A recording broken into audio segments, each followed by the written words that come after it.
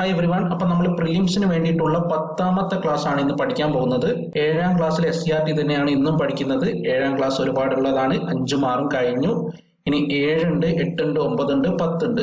അതിൽ 7ഉം 10ഉമാണ് ഏറ്റവും കൂടുതൽ നമുക്ക് പഠിക്കാനുള്ളത്. അപ്പൊ ഇന്നത്തെ ക്ലാസ്സിലേക്ക് കടക്കുന്നതിന് മുമ്പായിട്ട് ഇതിനു മുമ്പ് നമ്മൾ ചെയ്ത ചില ക്വസ്റ്റ്യൻസിലുള്ള തെറ്റുകൾ നമുക്കൊന്ന് ഇവിടെ പറഞ്ഞു പോവാം. ഓക്കെ, അതായത് നമ്മൾ ക്ലാസ് 2 രണ്ടാമത്തെ ക്ലാസ്സിൽ നമ്മൾ പറഞ്ഞിട്ടുണ്ട് ഏറ്റവും കൂടുതൽ രാജ്യങ്ങളുമായിട്ട് അതിർത്തി പങ്കിടുന്ന ഇന്ത്യൻ സംസ്ഥാനം എന്ന് നമ്മൾ ചോദിച്ചിരുന്നു. അതിന് ഉത്തരം ജമ്മു കാശ്മീർ എന്നാണ് കൊടുത്തത്, അല്ലെ? എന്നാൽ ആ ചോദ്യം ഇനി ആവശ്യമില്ല. കാരണം എന്താണ്? ജമ്മു കാശ്മീർ ഒരു സംസ്ഥാനമല്ലാത്തത് കൊണ്ട് തന്നെ ആ ഒരു ചോദ്യം ഇനി ആവശ്യമില്ല. ഇനി രണ്ടാമത്തെ കാര്യം എന്ന് പറഞ്ഞാൽ 4ാമത്തെ ക്ലാസ്സിൽ നമ്മൾ ചെയ്ത 4ാമത്തെ ക്ലാസ്സിലുള്ള ഒരു സംശയമാണ്. അതായത് ദേശീയ മനുഷ്യാവകാശ കമ്മീഷനിൽ എത്ര സ്ഥിരാംഗങ്ങളാണ് ഉള്ളത് എന്ന് നമ്മൾ ചോദിച്ചിരുന്നു, അല്ലെ? അതിൽ ആൻസർ എന്താണ് നമ്മൾ കൊടുത്തത്? 5 എന്നാണ് ആൻസർ കൊടുത്തത്. എന്നാൽ 2019 അമെൻമെന്റ് പ്രകാരം ഈ 5 എന്നത് 6 ആക്കിയിട്ടുണ്ട്. അപ്പോ ആൻസർ ഇവിടെ 6 എന്നാണ് വരിക, അല്ലെ? പക്ഷെ ഇവിടെ ഒരു ചെറിയ പ്രശ്നം കൂടെ ഉണ്ട്. അതായത് നമ്മൾ ദേശീയ മനുഷ്യാവകാശ കമ്മീഷന്റെ വെബ്സൈറ്റിൽ പോവുകയാണെങ്കിൽ അവിടെ നിങ്ങൾക്ക് കാണാൻ പറ്റും, അവിടെ അവർ കൊടുത്തത് ചെയർമാനും 4 മെമ്പേഴ്സും എന്ന് തന്നെയാണ് കൊടുത്തത്. ഓക്കെ, ചെയർമാനും 4 മെമ്പേഴ്സും, അതായത് 5 പേര് തന്നെയാണ് ദേശീയ മനുഷ്യാവകാശ കമ്മീഷന്റെ വെബ്സൈറ്റിൽ കൊടുത്തിരിക്കുന്നത് 5 എന്നാണ്. എന്നാൽ എക്സ് ഒഫീഷ്യോ മെമ്പേഴ്സിന്റെ നോക്കുക, നമ്മൾ എക്സ് ഒഫീഷ്യോ മെമ്പേഴ്സ് ആദ്യം 4 ആയിരുന്നു ഉള്ളത്. എന്നാൽ പിന്നീട് എന്തായി? അത് 7 ആക്കി വർദ്ധിപ്പിച്ചു, അല്ലെ? എക്സ് ഒഫീഷ്യോ മെമ്പേഴ്സ് 7 ആക്കി വർദ്ധിപ്പിച്ചു. അപ്പൊ ഇവിടെ അത് കറക്റ്റ് ആയിട്ട് തന്നെ 7 എന്ന് കൊടുത്തിട്ടുണ്ട്. ആദ്യത്തെ 4 അല്ല കൊടുത്തത്, 7 ആക്കിയിട്ട് തന്നെ കൊടുത്തിട്ടുണ്ട്. 1 2 3 4 5 6 7, അല്ലെ? 7 എണ്ണം നിങ്ങൾക്ക് കാണാൻ പറ്റുന്നുണ്ട്. അപ്പൊ ഇവിടെ സ്ഥിരാംഗങ്ങളുടേത് അവർ എന്ത് ചെയ്തിട്ടില്ല? അവര് 6ാമത്തേത് ആഡ് ചെയ്തിട്ടില്ല. ആ ഒരു കാര്യം കൂടി നിങ്ങൾ നോട്ട് ചെയ്ത് വെക്കുക. അപ്പൊ PSC ചോദിക്കുമ്പോൾ 5 ആണോ 6 ആണോ ചോദിക്കാന്ന് നമുക്ക് ഉറപ്പിച്ച് പറയാൻ പറ്റില്ല. കാരണം അവരുടെ വെബ്സൈറ്റിൽ പോലും, ദേശീയ മനുഷ്യാവകാശ കമ്മീഷന്റെ വെബ്സൈറ്റിൽ പോലും 5 എന്നാണ് കൊടുത്തിരിക്കുന്നത്. അപ്പൊ ആ 2 സംശയങ്ങൾ അവിടെ തീർന്നു. ഇനി 3ാമത്തെ കാര്യം എന്ന് പറഞ്ഞാല് ഈ ദേശീയ മനുഷ്യാവകാശ കമ്മീഷനുമായി ബന്ധപ്പെട്ട് തന്നെയാണ്. ദേശീയ മനുഷ്യാവകാശ കമ്മീഷന്റെ ചെയർമാൻ ആകുന്നത് ആര് എന്ന് ചോദിച്ചിരുന്നു. അതിൽ നമ്മൾ ഉത്തരം ചെയ്ത് എന്താണ്? Retired Supreme Court chief justice എന്നാണ് കൊടുത്തത്, അല്ലെ? ഇപ്പൊ ഈ 2019 അമെൻമെന്റ് പ്രകാരം റിട്ടയർഡ് സുപ്രീം കോർട്ട് ചീഫ് ജസ്റ്റിസോ അതല്ലെങ്കിൽ റിട്ടയർഡ് സുപ്രീം കോർട്ട് ജഡ്ജിയോ എന്ന് കൊടുക്കാം. ഓക്കെ, വെറും retired Supreme Court chief justice എന്ന് മാത്രമല്ല ഇപ്പൊ കൊടുത്തത്. റിട്ടയർഡ് സുപ്രീം കോർട്ട് ജഡ്ജിനും എന്താവാം? ദേശീയ മനുഷ്യാവകാശ കമ്മീഷന്റെ ചെയർമാൻ ആകാം. ഇനി 4ാമത്തത് അതേ ക്ലാസ്സിൽ തന്നെ, അതായത് 4ാമത്തെ ക്ലാസ്സിൽ തന്നെ പറഞ്ഞ കാര്യമാണ്. പരിസ്ഥിതി സംരക്ഷണം ഇന്ത്യൻ പൗരന്റെ കർത്തവ്യമാണെന്ന് പ്രസ്താവിക്കുന്ന ഭരണഘടനാ വകുപ്പ് ഏതാണെന്ന് ചോദിച്ചിരുന്നു. അതിൽ നമ്മൾ 2 വകുപ്പുകൾ ആൻസർ എഴുതിയിരുന്നു, അല്ലെ? 48A എന്ന് എഴുതിയിരുന്നു, അതുപോലെ തന്നെ 51AG എന്ന് എഴുതിയിരുന്നു. അപ്പൊ അതിന്റെ കറക്റ്റ് ആൻസർ എന്ന് പറഞ്ഞാൽ 51AG എന്നത് മാത്രമാണ്. ഓക്കെ, അതായത് പരിസ്ഥിതി സംരക്ഷണം ഇന്ത്യൻ പൗരന്റെ കർത്തവ്യമാണെന്ന് പ്രസ്താവിക്കുന്ന ഭരണഘടനാ വകുപ്പ് ഏതാണെന്ന് ചോദിച്ചാൽ 51AG മാത്രമാണ്, 48A ഇല്ല. ഓക്കെ, അപ്പൊ ഈ ഒരു കാര്യം കൂടെ ഓർത്ത് വെക്കുക. അപ്പൊ നമുക്ക് ഇന്നത്തെ ക്ലാസ്സിലേക്ക് കടക്കാം. ഇന്നത്തെ ക്ലാസ്സിൽ ഫസ്റ്റ് ക്വസ്റ്റ്യൻ നോക്കാം.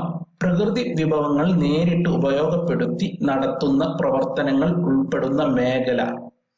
പ്രകൃതി വിഭവങ്ങൾ നേരിട്ട് ഉപയോഗപ്പെടുത്തി നടത്തുന്ന പ്രവർത്തനങ്ങൾ ഉൾപ്പെടുന്ന മേഖല ഏതാണെന്നാണ് ചോദിച്ചത്. ആൻസർ വരുന്നത് പ്രാഥമിക മേഖല എന്നാണ്. ഓക്കെ, പ്രാഥമിക മേഖല. പ്രാഥമിക മേഖലയുടെ മറ്റൊരു പേരാണ് കാർഷിക മേഖല. ഓക്കെ, അപ്പൊ പ്രകൃതി വിഭവങ്ങൾ നേരിട്ട് ഉപയോഗപ്പെടുത്തി എന്നാണ് പറഞ്ഞത്. അപ്പോൾ അവിടെ കാർഷിക മേഖലയാണെന്ന് മനസ്സിലാക്കാം, അല്ലെ? പ്രകൃതി ഉപയോഗങ്ങൾ എന്ന് പറയുമ്പോൾ അത് കാർഷിക മേഖലയാണെന്ന് മനസ്സിലാക്കാം. കാർഷിക മേഖലയുടെ മറ്റൊരു പേരാണ് പ്രാഥമിക മേഖല. അപ്പൊ ദ്വിതീയ മേഖലയുടെ മറ്റൊരു പേരെന്താണ്?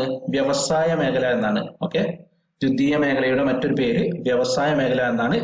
അപ്പൊ അവിടെ എല്ലാം എന്താണ്? ഉൽപാദനമാണ് വരിക. ഓക്കെ, മാനുഫാക്ചറിങ് ആണ് ഈ ദ്വിതീയ മേഖലയിൽ വരിക. പ്രാഥമിക മേഖലയിൽ കാർഷികമാണ് വരിക. ഈ തൃതീയ മേഖലയാണെങ്കിൽ അത് സർവീസ് ആണ് വരിക. ഓക്കെ, സർവീസുകളാണ്, സേവനങ്ങളാണ് വരിക എന്ന് ഓർത്ത് വെക്കുക. നെക്സ്റ്റ് നോക്കാം. വ്യാപാരം, ഗതാഗതം, ഹോട്ടൽ, വാർത്താവിനിമയം, സംഭരണം, ബാങ്കിംഗ്, ഇൻഷുറൻസ്, റിയൽ എസ്റ്റേറ്റ്, സാമൂഹിക സേവനം എന്നിവ ഏത് മേഖലയിൽ ഉൾപ്പെടുന്നു? അപ്പൊ നമ്മൾ ഈ തന്നതിൽ ഏതെങ്കിലും കാർഷികവുമായി ബന്ധപ്പെട്ടുണ്ടോ? ഡയറക്റ്റ് കാർഷികവുമായി ബന്ധപ്പെട്ടതില്ല. അതുകൊണ്ട് തന്നെ പ്രാഥമിക മേഖലയല്ല എന്ന് മനസ്സിലാക്കാം. അല്ലെ? പിന്നെ ഇത് ഇവിടെ മാനുഫാക്ചറിങ്, അതായത് ഉൽപാദനം വരുന്നുണ്ടോ, എവിടെയെങ്കിലും ഉൽപാദനം വരുന്നുണ്ടോ എന്ന് നോക്കാം. ഇവിടെ ഉൽപാദനവും വരുന്നില്ല അല്ലെ? ഇവിടെ വരുന്നത് എന്താണ്? സേവനമാണ്. ഇതെല്ലാം സേവനത്തിൽ വരുന്ന കാര്യങ്ങളാണ്. അപ്പൊ സേവനത്തിൽ വരുമ്പോൾ അതേതാണ്? തൃതീയ മേഖലയാണ് വരിക അല്ലെ? തൃതീയ മേഖലയാണ് സേവന മേഖല എന്നറിയപ്പെടുന്നത്. അപ്പൊ ആൻസർ തൃതീയ മേഖല എന്ന് കൊടുക്കുക. ഇനി നെക്സ്റ്റ് ക്വസ്റ്റ്യൻ, വൈദ്യുതി ഉൽപാദനം, കെട്ടിട നിർമ്മാണം, വ്യവസായം എന്നിവ ഏത് മേഖലയാണ് എന്നാണ് ചോദിച്ചത്. അപ്പൊ ഇവിടെ നോക്കുക, നിങ്ങൾ വൈദ്യുതി ഉൽപാദനമാണ്. ഇപ്പൊ ഉൽപാദനം വരുന്നുണ്ട് ഇവിടെ അല്ലെ? കെട്ടിട നിർമ്മാണം, അവിടെ ഒരു നിർമ്മിക്കുകയാണ്, ഉൽപ്പാദിപ്പിക്കുകയാണ് ചെയ്യുന്നത്. അപ്പൊ നിർമ്മാണം, മാനുഫാക്ചറിങ് വരുന്നത് എല്ലാം എന്താണ്? ദ്വിതീയ മേഖലയാണ്. ഓക്കെ, ദ്വിതീയ മേഖല അഥവാ വ്യവസായ മേഖല എന്നറിയപ്പെടുന്നു. നെക്സ്റ്റ് ക്വസ്റ്റ്യൻ നോക്കാം. വിദ്യാഭ്യാസം, ഗതാഗതം, ബാങ്കിങ്, IT തുടങ്ങിയവ ഏത് മേഖലയിൽ വരുന്നു? അത് നമുക്ക് പറയാം കാർഷികവുമായി ബന്ധപ്പെട്ടതല്ല, അതുകൊണ്ട് തന്നെ പ്രാഥമിക മേഖലയല്ല. അതുപോലെ തന്നെ ഇവിടെ മാനുഫാക്ചറിങ്, ഉൽപാദനം ഒന്നും നടക്കുന്ന മേഖലയല്ല, അതുകൊണ്ട് തന്നെ എന്താണ്? ദ്വിതീയ മേഖലയല്ല. പിന്നെ എന്താണ്? ഇവിടെ സേവനമാണ് നടക്കുന്നത് അല്ലെ? എല്ലാം സേവനമാണ്. അപ്പോൾ തൃതീയ മേഖലയാണ് ആൻസർ. ഓക്കെ, ഇനി നെക്സ്റ്റ് ക്വസ്റ്റ്യൻ നോക്കാം. പ്രാഥമിക മേഖലയിലെ അസംസ്കൃത വസ്തുക്കൾ ഉപയോഗിച്ച് പുതിയ ഉൽപ്പന്നങ്ങൾ ഉണ്ടാക്കുന്ന പ്രവർത്തനങ്ങൾ നടക്കുന്ന മേഖല.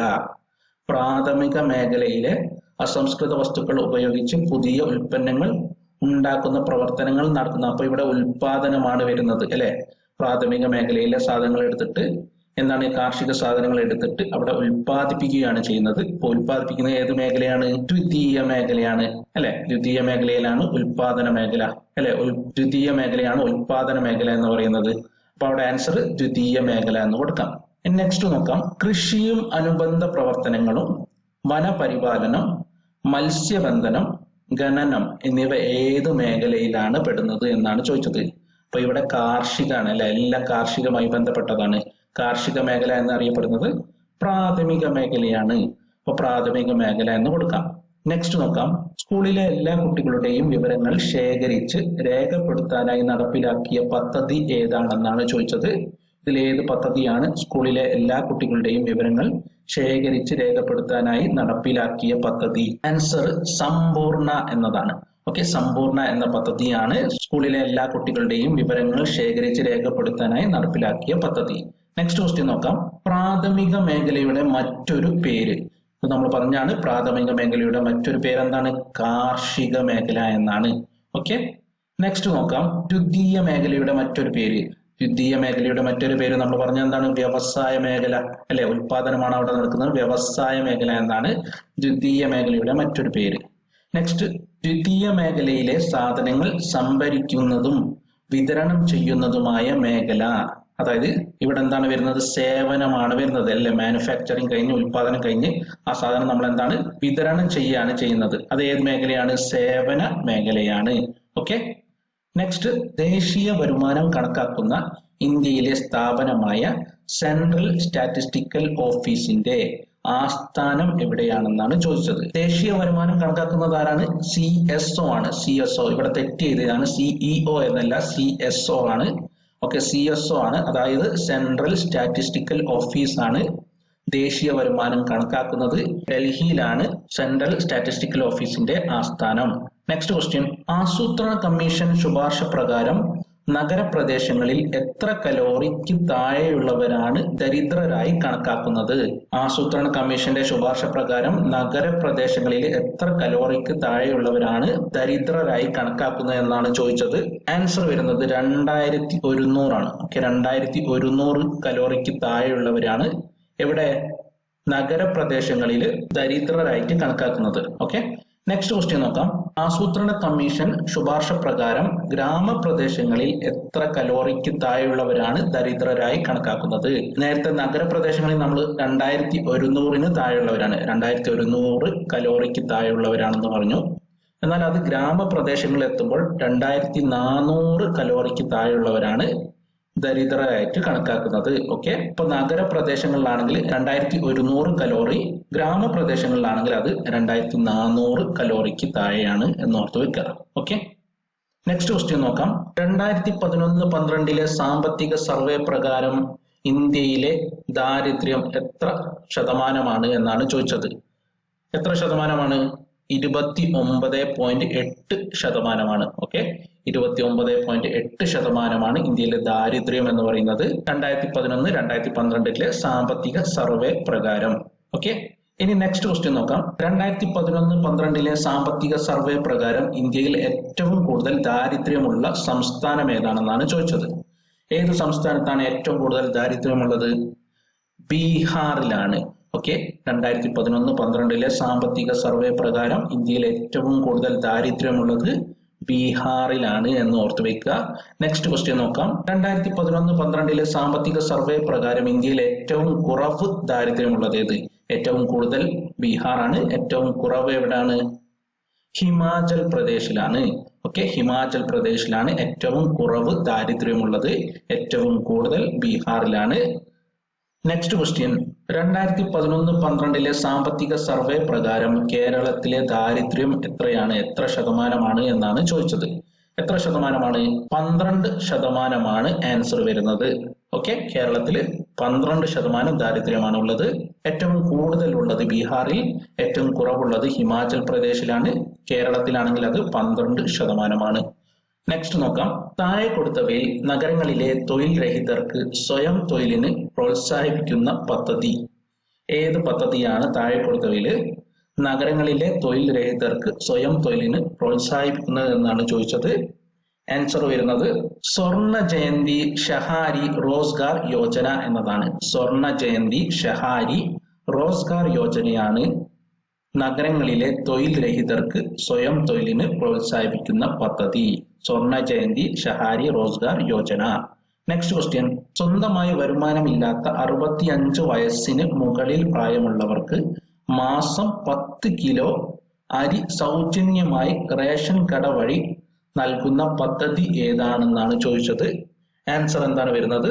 അന്നപൂർണ എന്നതാണ്. ഓക്കെ, അന്നപൂർണയാണ് സ്വന്തമായി വരുമാനമില്ലാത്ത 65 വയസ്സിന് മുകളിൽ പ്രായമുള്ളവർക്ക് 10 കിലോ അരി സൗജന്യമായി റേഷൻ കട വഴി നൽകുന്ന പദ്ധതി അന്നപൂർണ.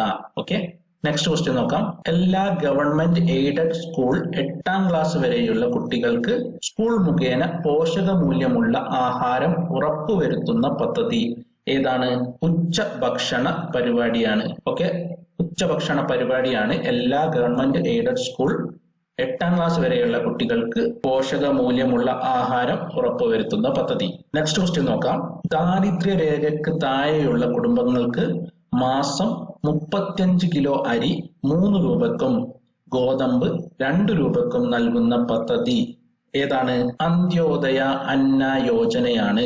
ഓക്കെ, അന്ത്യോദയ അന്ന യോജനയാണ് ദാരിദ്ര്യ രേഖയ്ക്ക് താഴെയുള്ള കുടുംബങ്ങൾക്ക് മാസം 35 കിലോ അരി 3 രൂപക്കും ഗോതമ്പ് 2 രൂപക്കും നൽകുന്ന പദ്ധതി. നെക്സ്റ്റ് നോക്കാം. ജോലി ചെയ്യാൻ താല്പര്യമുള്ളവർക്കും 18 വയസ്സ് കഴിഞ്ഞവർക്കും 100 ദിവസത്തെ തൊഴിൽ ഉറപ്പാക്കുന്ന പദ്ധതി ഏതാണെന്നാണ് ചോദിച്ചത്. ഏതാണ്? മഹാത്മാഗാന്ധി ഗ്രാമീണ തൊഴിലുറപ്പ് പദ്ധതി. മഹാത്മാഗാന്ധി ഗ്രാമീണ തൊഴിലുറപ്പ് പദ്ധതിയാണ് 18 വയസ്സ് കഴിഞ്ഞവർക്ക് 100 ദിവസത്തെ തൊഴിൽ ഉറപ്പാക്കുന്ന പദ്ധതി. നെക്സ്റ്റ് ക്വസ്റ്റ്യൻ നോക്കാം. 6 വയസ്സിന് താഴെയുള്ള കുട്ടികൾ, ഗർഭിണികൾ, മുലയൂട്ടുന്ന അമ്മമാർ എന്നിവർക്ക് നിശ്ചിത അളവിൽ പോഷകം ലഭ്യമാക്കാൻ അംഗൻവാടി വഴി നടപ്പിലാക്കുന്ന പദ്ധതി ഏതാണെന്നാണ് ചോദിച്ചത്. ആൻസർ എന്താണ് വരിക? സംയോജിത ശിശു വികസന പരിപാടിയാണ്. ഓക്കെ, സംയോജിത ശിശു വികസന പരിപാടിയാണ് 6 വയസ്സിന് താഴെയുള്ള കുട്ടികൾ, ഗർഭിണികൾ, മുലയൂട്ടുന്ന അമ്മമാർ എന്നിവർക്ക് നിശ്ചിത അളവിൽ പോഷകം ലഭ്യമാക്കാൻ വേണ്ടിയിട്ട് അംഗൻവാടി വഴി നടപ്പിലാക്കുന്ന പദ്ധതി. ഓക്കെ, നെക്സ്റ്റ് ക്വസ്റ്റ്യൻ നോക്കാം. സ്വയം സഹായ സംഘങ്ങൾക്ക് ബാങ്ക് വായ്പയിലൂടെയും സബ്സിഡിയിലൂടെയും പണം നൽകുന്ന പദ്ധതി. സ്വയം സഹായ സംഘങ്ങൾക്ക് ബാങ്ക് വായ്പയിലൂടെയും സബ്സിഡിയിലൂടെയും പണം നൽകുന്ന പദ്ധതി ഏതാണെന്നാണ് ചോദിച്ചത്. ആൻസർ വരുന്നത് ദേശീയ ഗ്രാമീണ ഉപജീവന ദൗത്യമാണ്. ഓക്കെ, ദേശീയ ഗ്രാമീണ ഉപജീവന ദൗത്യമാണ് ആൻസർ വരുന്നത്. എല്ലാം നിങ്ങൾ മാക്സിമം പ്രാക്ടീസ് ചെയ്യാൻ ശ്രമിക്കുക. നെക്സ്റ്റ് ക്വസ്റ്റ്യൻ നോക്കാം. ഭക്ഷ്യ സുരക്ഷാ നിയമം പാർലമെന്റ് അംഗീകരിച്ച വർഷം. ഭക്ഷ്യ സുരക്ഷാ നിയമം പാർലമെന്റ് അംഗീകരിച്ചത് ഏത് വർഷത്തിലാണ്? 2013. 2013 ഭക്ഷ്യ സുരക്ഷാ നിയമം പാർലമെന്റ് അംഗീകരിച്ചത്. നെക്സ്റ്റ് ക്വസ്റ്റ്യൻ, ഹോർട്ടികോർപ്പ് കേന്ദ്രങ്ങൾ വഴി ലഭ്യമാക്കുന്ന സാധനം. ഹോർട്ടികോർപ്പ് കേന്ദ്രങ്ങൾ വഴി ലഭ്യമാക്കുന്ന സാധനം എന്താണ്? വെജിറ്റബിൾസ് അല്ലെങ്കിൽ പച്ചക്കറികളാണ് അല്ലെ, പച്ചക്കറികളാണ് ഹോർട്ടികോർപ്പ് കേന്ദ്രങ്ങൾ വഴി ലഭ്യമാക്കുന്ന സാധനം. ഓക്കെ, പച്ചക്കറികൾ. അപ്പൊ നമ്മൾ ഇന്ന് 26ഓളം ക്വസ്റ്റ്യൻസ് പഠിച്ചിട്ടുണ്ട്. ഇതെല്ലാം നിങ്ങൾ എന്ത് ചെയ്യുക? പ്രാക്ടീസ് ചെയ്യുക. പ്രാക്ടീസ് ചെയ്യാൻ വേണ്ടിയിട്ടുള്ള ലിങ്ക് താഴെ കൊടുത്തിട്ടുണ്ട്. ആ ലിങ്കിൽ പോയിട്ട് നിങ്ങൾക്ക് പറ്റുന്ന അത്രയും തവണ നിങ്ങൾ പ്രാക്ടീസ് ചെയ്യുക. പ്രാക്ടീസ് ചെയ്തുകൊണ്ടേ ഇരിക്കുക. അതുപോലെ തന്നെ കഴിഞ്ഞ ക്ലാസ്സുകളെല്ലാം നിങ്ങൾ പ്രാക്ടീസ് ചെയ്യുക. പ്രാക്ടീസ് ചെയ്തിട്ടില്ലെങ്കിൽ എല്ലാം മറന്നു പോകും. അപ്പോൾ നമ്മൾ എത്രയും പെട്ടെന്ന് തന്നെ CRT സോഷ്യൽ സയൻസ് കംപ്ലീറ്റ് ചെയ്യുന്നതാണ്. നമുക്ക് നെക്സ്റ്റ് ക്ലാസ്സിൽ കാണാം. Thank you.